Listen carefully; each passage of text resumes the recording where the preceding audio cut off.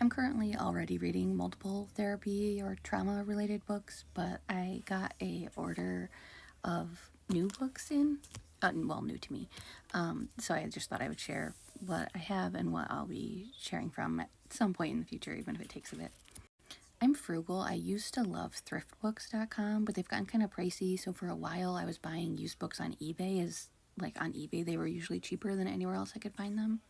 But just really recently, I found worldofbooks.com, which is cheaper than anywhere else I found. I got these 4 books for I think like just over $16, and that included shipping. I think it's like a $10 minimum, and then you get free shipping. And they had like get buy 3 get the 4th one free or something like that. So anyway, if you're cheap like me, that's a great place for used books. The main one that I started off looking for was this one, which I had actually previously owned, and I'm like halfway through it. But then I lost it, and I don't fully know how. The last time I remember having it was in the waiting room while waiting on my husband at the dentist. And so I'm guessing I left it at his dentist, but it's been like months, and so I'm like too awkward and anxious to call and be like, hey, do you have this book in your lost and found? So I just gave in and repurchased it. But it is Waking the Tiger, Healing Trauma by Peter A. Levine. He created a therapy modality. It's a somatic one. Somatic experiencing, I think, is the like official term for it. So I'll have to kind of dig through and try to roughly remember where I was so that I can pick up where I left off. But it talks a lot about like the freeze response as opposed to fight and flight, and how like freeze is a particularly difficult trauma response because it leads us to kind of the trauma getting stuck in our bodies a lot more than if you go into fight or flight. It does a lot of comparing to like animals, things like that. The second book that I got is this self-therapy workbook for IFS. This has been on my wish list for a while. I've seen Kina on here. I'm sure anybody who has come across me has certainly come across Kina.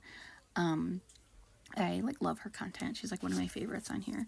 But I've seen her recommend this book multiple times. And it is a workbook in the sense that some pages, I'll see if I can find one.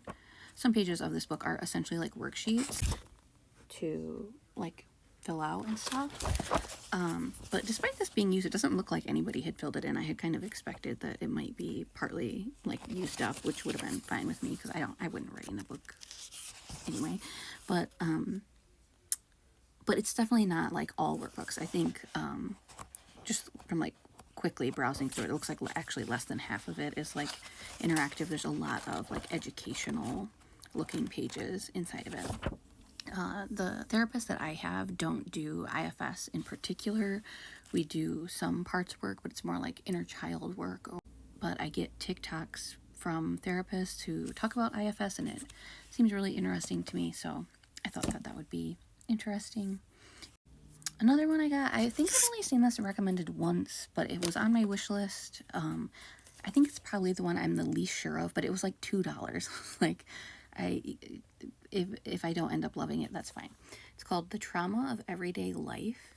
And I kind of like the basic concept that like trauma is something that literally all people go through, because I believe that.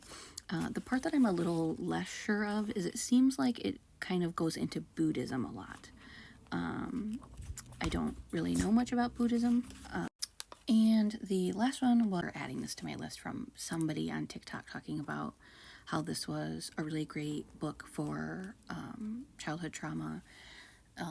It is For Your Own Good, Hidden Cruelty in Child Rearing and the Roots of Violence. Not entirely sure, but I think kind of the case it might be making is that a lot of violence that occurs in society really stems initially from childhood trauma. That is kind of where most of us normalize abuse and mistreatment, is that it's just baked in from the very beginning. And if that is the argument that it makes, I think I would probably agree with that.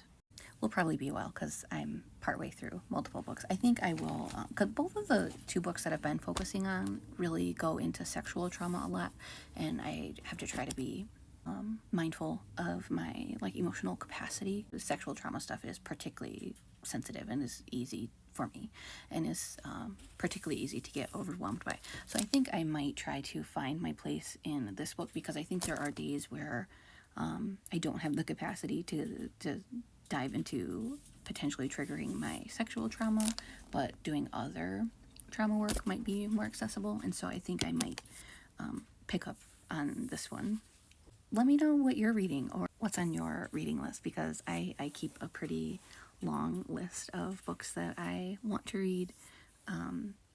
So I'm just always curious what other people who are on healing journeys are relating to and liking.